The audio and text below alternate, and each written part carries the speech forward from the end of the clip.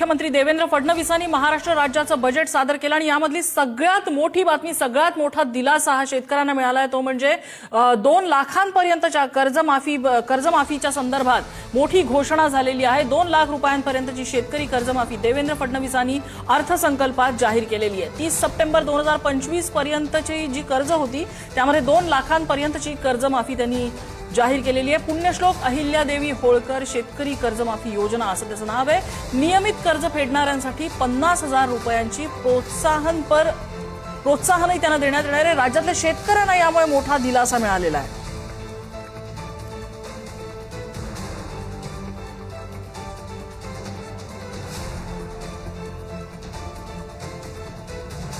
दोन 2025 रोजी समिती गठीत केली आहे।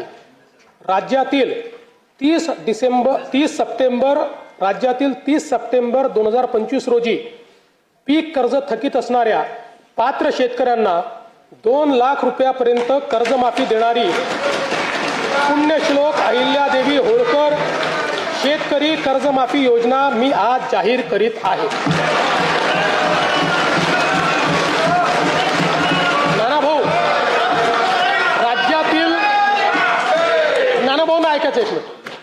राज्यातील 30 सप्टेंबर 2025 रोजी पीक कर्ज थकीत असणाऱ्या पात्र शेतकऱ्यांना 2 लाख रुपयापर्यंत कर्जमाफी देणारी पुण्यश्लोक अहिल्यादेवी होळकर शेतकरी कर्जमाफी योजना मी आज जाहीर करत आहे। जे शेतकरी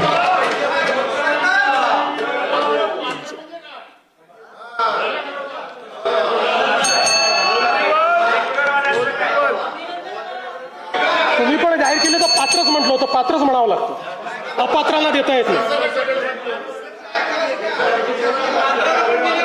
ऐका पुढे अजून संपलं नाहीये। अरे अजून संपलं नाही, थांबा रे बाबा, शांत बसा, शांत बसा।